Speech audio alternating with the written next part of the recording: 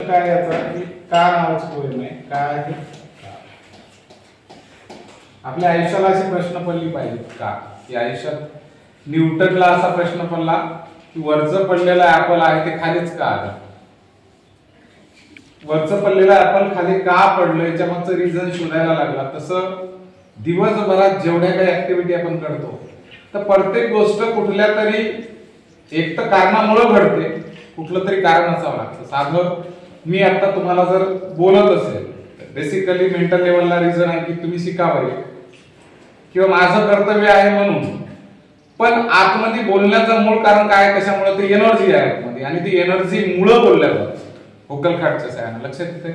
मग प्रत्येक गोष्टी का जगात जेवढे काही ऍक्टिव्हिटी घडतात, उदाहरणार्थ एखाद्या ठिकाणी ऍक्सिडेंट झाला, एकतर ब्रेक फेल झालेले असावे का तर ब्रेक फेल झाले.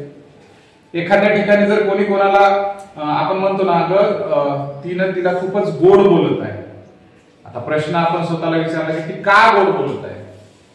कदाचित तिचा काही स्वार्थ असू शकतो किंवा हे नसेल तर दुसरं मुळातच ती चांगली असावी म्हणून ती क्रिया करायला लागली. लक्षात येते. म्हणजे प्रत्येक का या गोष्टीचे कारण आणि जगात कुठलीच गोष्ट बिना कारणाशिवाय होत नाही. लक्षात येते. Without reason nothing happen in the world. त्याच्या पाठीमागे काहीतरी कारण आहे. ओके, एवढं लक्षात येतं. व्हाय डू वी आस्क क्वेश्चन. आपण प्रश्न का बरं विचारतो बाळांनो. आपण प्रश्न का विचारतो. Why do we ask question because actually that is the necessity of your brain. की तुमच्या मेंदूची ती गरज आहे की माझ्या मेंदूला माझ्या आतमध्ये असलेली क्युरिओसिटी ज्याला म्हणतात जिज्ञासू वृत्ती, the tendency to learn something new. मला काहीतरी शिकायचं आहे, मला काहीतरी शिकायचं आहे. I want to learn all things which are exist in the world. की या जगात जेवढ्या गोष्टी आहेत ना त्या शिकायच्या. That is the problem of your brain. ती समस्या तुमच्या मेंदूची की त्याला शिकावं लागतं. कधी कधी आपलं मन भटकतं, आपल्याला नाही वाटत, पण त्याला नवीन जर शोधायचं, नवीन प्रश्नाची उत्तर शोधायची म्हणजे भूक आहे तुमच्या मेंदूला. कोणाला भूक आहे ती मेंदूची भूक आहे. तुमची जशी भूक असते बॉडीची आपण ते फुलफिल करतो जेवण करून, but there is a need of your brain की तुमच्या मेंदूची पण एक गरज आहे. आणि ती गरज म्हणजे काय तर जगात जेवढे क्वेश्चन पडतात ना आजूबाजूला त्या सगळ्या प्रश्नांची उत्तरं शोधणे. तर आपण प्रश्न काय विचारतो. Why do we ask question because I want to learn something. I want answer of that question. की त्या प्रश्नाचं उत्तर मला अपेक्षित आहे म्हणून मी शिकतो नवीन काहीतरी. आपण प्रश्न काय विचारतो कारण मला काहीतरी जाणून घ्यायचं आहे. काय विचारतो आपण प्रश्न. काय विचारतो प्रश्न आपण सांगा ना. कशासाठी विचारतो की आपल्याला काहीतरी नवीन जाणून घ्यायचं आहे म्हणून आपण प्रश्न विचारतो. Do we get answers of all question. जगात किती प्रश्नाची उत्तर म्हणजे सगळ्याच प्रश्नाची उत्तर आपल्याला भेटतात का. Do we get answers to all question. भेटतात का आपल्याला सगळ्या प्रश्नाची. नाही भेटत. There are a lot of questions in the world. की त्या प्रश्नांचे उत्तर आणखी वैज्ञानिकाला पण सापडले नाही. शोधायचा प्रयत्न करतात. कोण वैज्ञानिक लोक, सायंटिस्ट लोक. ते शांत नाही बसत. आपल्यालाही एखादा आजचा प्रॉब्लेम समोर आहे, एखादा नवीन शब्द आहे, we should play role like as a scientist. की आपण वैज्ञानिकासारखा रोल प्ले केला पाहिजे की I want to learn new things every day. मला नवीन गोष्टी दररोज शिकायच्या आहेत. आणि if your brain have a that kind of the tendency की तशी जर तुमच्या मेंदूची वृत्ती असेल ना जगात क्वेश्चन्स की तुम्हाला कधी कधी काही प्रश्नांचे उत्तर नाही भेटत, पण 2 दिवसांना भेटतील, 5 दिवसांना भेटतील, 10 दिवसांना भेटतील.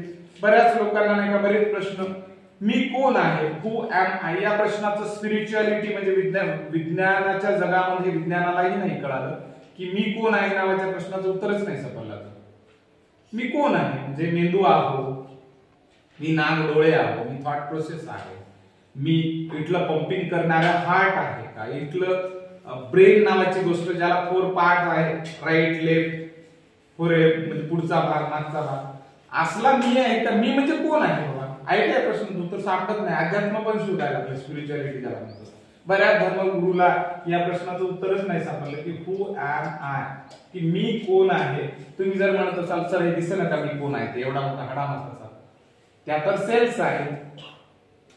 त्याच्यावर सेल्स, ब्लड, हार्ट, ब्रेन, त्याच्यानंतर पिट्युटरी ग्लँड, तुमचं लिव्हर, किडन्या, हे सोडून तुम्ही त्याला माझं म्हणता, हे माझा हात आहे म्हणजे मी नाही, जसं माझं घर म्हणजे मी नाही, ज्याच्यावर तुमची मालकी असते ते तुम्ही नसता.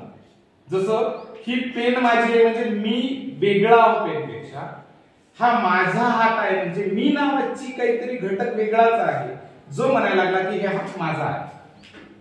मग कोण आहे तो ब्रेन आहे का?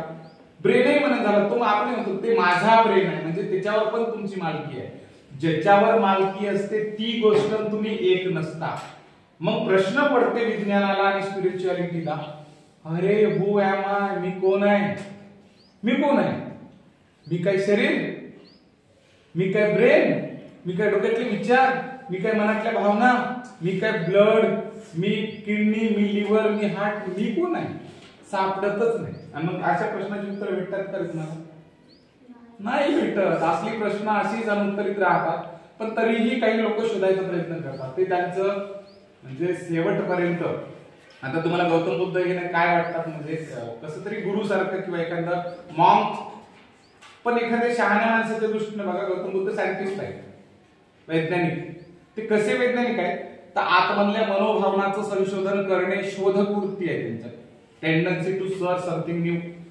त्याच्यामुळे ते संशोधक आहेत. आपण काहीच नाही. पान पडवो की डोक्यावर टरबूज पडवा की अख्खा आहे का भोपळा पडवो, विचार करायचंच बंद आहे. विचारच करत नाही आहे की नाही? करतो का? नंतर hard questions useful in our life.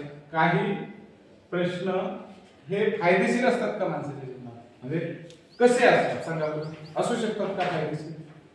काही प्रश्न जे असतात ते माणसाच्या जीवनात खूप फायदेशीर. जर समजा विचार करा, ग्रॅव्हिटेशनल फोर्स माहीतच नसता, किंवा तुम्हाला नाही का समजा एखाद्याने मोटरसायकलचा शोध लावला नसता, टेलिफोनचा शोध लावला नसता, त्याच्या डोक्याला क्वेश्चनच पडला नसता की एखादा व्यक्ती बॉडीच्या स्तरावर लाखो किलोमीटर दूर आहे, मी त्याच्याशी संवाद करू शकतो, मी त्याच्याशी संवाद करू शकतो 10 म्हणजे कितीही किलोमीटर, 7 समुद्र पार असला तरी. हा प्रश्न ज्याला पहिल्यांदा पडला त्याने संशोधन केलं. कोणचं? Graham Bell. आणि मग संशोधन केल्याच्या नंतर मला सांगा, त्याच्या मेंदूला जर तो प्रश्न पडला नसता तर आज तुम्ही, मी माझ्या नातेवाईकाला मी बोलणार, तुम्ही तुमच्या नातेवाईकाला छानसे 2-2 घंटे जिओचा अख्खा डाटा फ्रीवाला चेक संपून टाकतो आपण. एवढं बोलायला भेटलं असतं का? नाही भेटलं असतं. हा प्रश्न त्याच्या डोक्याला पडला, त्यानं संशोधन केलं, त्याला प्रश्न पडला, फायदा आपल्याला झाला. म्हणून ज्या ज्या सायंटिस्ट लोकांना प्रश्न पडतात ना, गाडीचं संशोधन ज्यानं कोणी केलं त्याचा फायदा आपल्याला लॅबोरेटरीत घुसून जातो. त्याची जी म्हणजे काय म्हणतात ती कल्पकता आहे ती जगभरातल्या ऑटोवाल्यांनी, ट्रकवाल्यांनी, गाड्यावाल्यांनी घेतली. आता त्या कंपन्यांनी घेतली, त्या गाड्या तयार केल्या, म्हणजे आपण त्या एनर्जीचा वापर आपण करतो. म्हणून म्हणतात की एक माणूस अख्खं जग बदलतो. ज्याने कोण पहिल्यांदा असे चाकाचा शोध लावला, त्याला माहिती नसेल मी काहीतरी करायला लागलो, पण आज जगभरात हजारो लाखो लोकांचा नाही का प्रवास. मी तिथून आलो, येऊ शकलो असतो का पैदल सकाळी इतक्या लवकर? नाही. चाकाचा शोध ज्याने कोणी लावला त्याला पडलेला प्रश्न आज लाखो लोकांचे आयुष्य सुखद करून टाकले. तुमच्या आनंदाचं कारण ते व्यक्तीचा प्रश्न आहे की नाही? आज आपल्याला ज्याला फोनवर बोलतो आपण, त्या सुखद मेंदूत लहरी गुलू गुलू गुलू गुलू गुलू चालू राहते नाही आपलं, घंटाभर राहतं ना, मस्त वाटते. ब्रेन मध्ये डोपामिन सेक्रेट होते. कैसा हो कैसी हे कार्यक्रम चालू राहते. कोणामुळे आनंद भेटायला? त्याच्या मेंदूला जर समजा प्रश्न पडला नसता, मग आपण नाही का पत्र पाठवलं असतं, अगं तू कशी आहेस तिकडे. मग ते पहिल्यांदा तुम्हाला माहिती आहे जुन्या काळात काय होतं रे, ते पोपटाला काय याला कबुतराला, कबूतर जा जा जा, कबूतर जा, चिठ्ठी आहे ना. मग ते कार्यक्रम राहतात, चिठ्ठी उघडून पाहणे. मग ते पाहिल्यावर नाही का मग इकडून हे चिठ्ठी बांधून पाठवायचं कशाला? त्या पायाला कुणाच्या? कबुतराला. ते कबूतर गेला तर राईट, घरी गेला तर गेला. शेजारच्या घरावर जाऊन चिठ्ठी पाहिली, त्याला वाटायचं हा हा हा साधलं बा, चिठ्ठी आली आपल्याला, वाटायचं की नाही? म्हणजे फायदा कोणा? कबुतरामुळे प्रॉब्लेम असा झाला असता. पण आता कोणाचा डायरेक्ट कॉल लागते, ज्याचा त्याला, दुसऱ्याला जाते का कॉल? मग त्याच्यासाठी नाही का ज्या माणसाला पहिल्यांदा प्रश्न पडला त्याच्यामुळे नाही का आज आपल्याला काय व्हायला लागल्या, बऱ्याच गोष्टी काय व्हायला लागल्या, फायद्याच्या व्हायला लागल्या. त्याच्यानंतर do you think critically without questions. तुम्ही चिकित्सक पद्धतीने प्रश्न करता का रे? म्हणजे जी लोक चिकित्सक पद्धतीने विचार करतात ना, जसं दाभोळकर मला फार नेहमीच आवडतात, त्या व्यक्तीला प्रश्न पडतो की गाडगे महाराज मेंदू अडाण्या माणसाचा ही चिकित्सक जर असला ना, क्रिटिकल विचार करणारा, म्हणजे म्हणायचं काय माहिती का, त्याला प्रश्न पडतो की अरे हा देव निवत खातो का रे, अरे हा कुंभारानं किंवा हा दगडाचा जो देव ज्याला कोण बनवला ना, त्या मूर्तिकारानं पहिल्यांदा त्या दगडाला खूप ठोकलं, त्या ईश्वराला मारलं, विचारलं, त्याला आकार दिला. आता त्याच्यात ईश्वरत्व आलं की तो दगडच आहे. मग दगड असेल तर गाडगे महाराजाला प्रश्न पडला की अरे यार इथं मी या कुत्र्याने घेतला निवद खाल्ला, यानं नाही खाल्ला. कुत्र क्रिया करायला लागला, क्रियाशील कुत्र आहे, दगड नाहीच आहे, तो हाणायला पण झाला, पुजारी खड म्हणायला लागला. याचा अर्थ अन्न कोणाला पाहिजे, दगडाला नाही पाहिजे. हा प्रश्न गाडगे महाराजाला, अडाणी माणसाला पडला. अज्ञानी माणसाला हे प्रश्न पडतात क्रिटिकल, आणि शहाणे माणसांचे हा याचा अर्थ मी टीकात्मक म्हणून झालो, माझं ईश्वरावर श्रद्धा नाही असंही म्हणत. माझ्या म्हणण्याचा एक गोष्ट आहे, ही कृती जर खरंच एखाद्या अनाथाला, एखाद्या गरीबाला ज्याला खरंच गरज आहे, उपाशीपोटी आहे, त्याला जर राईट वेनं दिली, शांत डोक्यानं, ओके मी याच्यात ईश्वरत्व बघतो, त्याला देण्याची मला इकडं द्यायचं आहे, याला देण्याची मला इकडं द्यायचं आहे, ते किती छान होईल, बरोबर होईल की नाही.